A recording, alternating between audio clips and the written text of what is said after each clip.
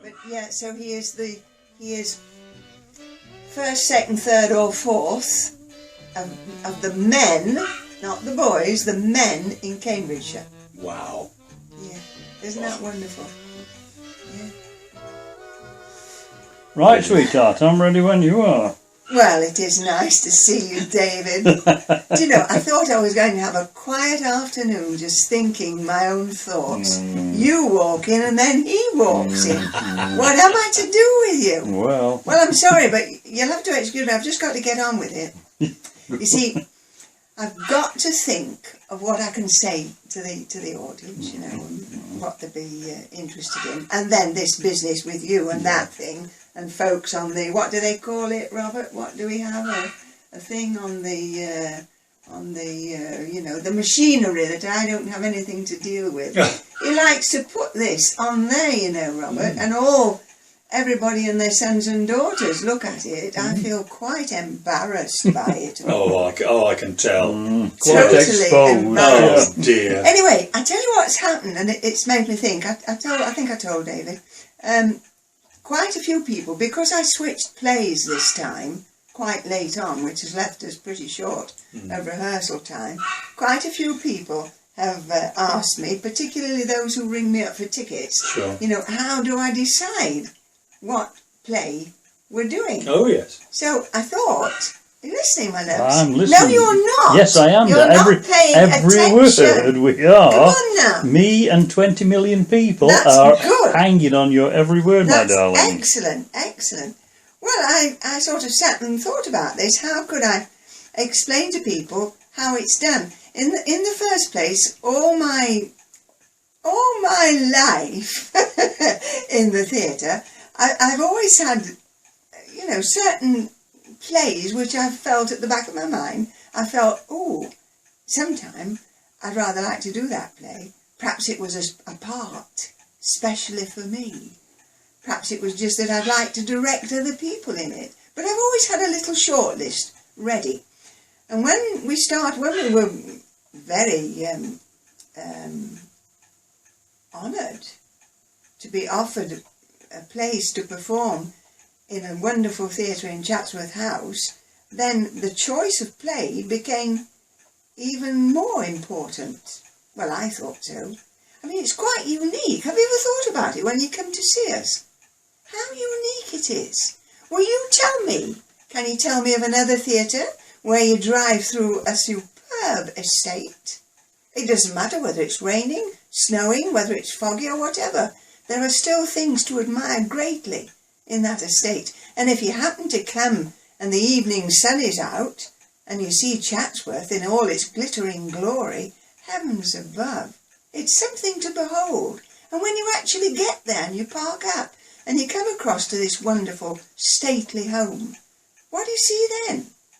Well, you come in through huge double doors, you turn left, and in a few minutes you're in a bar. And where are you standing, sipping your glass? Where?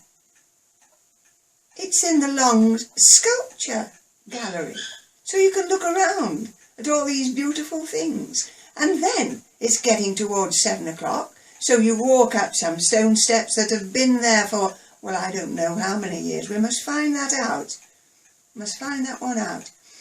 You get to the top and you come into a delightful, unique little theatre, which was changed. Did you know this? It was changed from a ballroom in 1890 something, and by the addition of a stage, it was turned into a little theatre. Now, with all this going on, with the magnificence of all this that I've just described to you, how dare I put anything inferior on stage there? Couldn't possibly do it. So, I've somehow established in my mind that what I must do is a play which is set or written, because the two things can be different. I could write a play today but set it back in Victorian times, so I say set or written in Victorian times, because that would be the most suitable thing in that wonderful little Victorian theatre. What sort of play? Well, we all have favourites, whatever field you work in. We've all got favourites.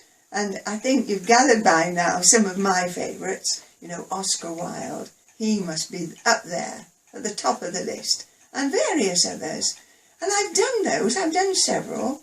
And I thought, for this time, 2014? Yeah. Let me find something different. And then I remembered that my gang, some years ago, had read a Victorian melodrama called The Heiress. It's based on a story called Washington Square, written by, what was the fellow? Henry James? Henry James? I think it was Henry. Well, that will do. You're not going to dispute it with me, are you? Henry James's Washington Square. So we read that.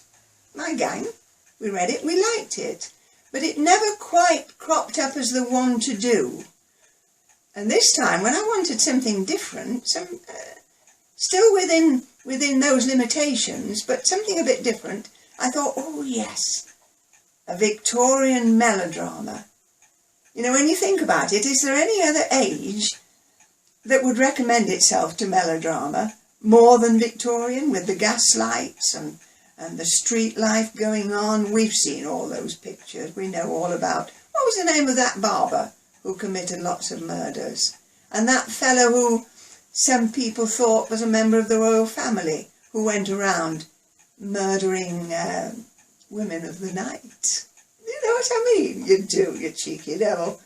Anyway, I'm thinking about this, and into my mind came straight away The Heiress and another play. And the other play was Gaslight.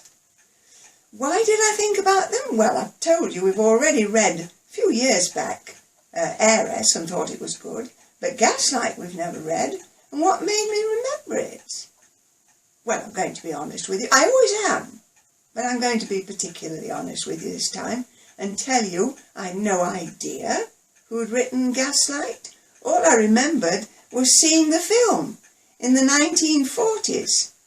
Well, I was a very advanced child, and I took this play in, this film, and it must have had a tremendous impact on me, because fancy remembering it all these years later as being something worth doing. So we sent for copies, and we read it. And my loves, it's great. It's gripping. It's absolutely gripping, which was precisely what this fella, somebody Hamilton, I'll look up his name. John, was it? Was it John Hamilton?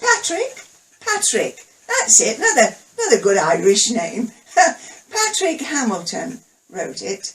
And it wasn't written in Victorian times, as all the others have been. It was written in about, I think, the 1940s, something like that. And it was most unusual. I'd never read a play like it, in that it is continuous.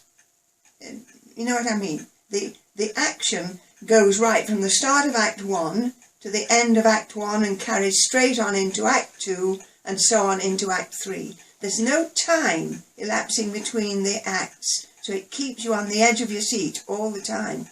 And it is very, very gripping. Not many characters.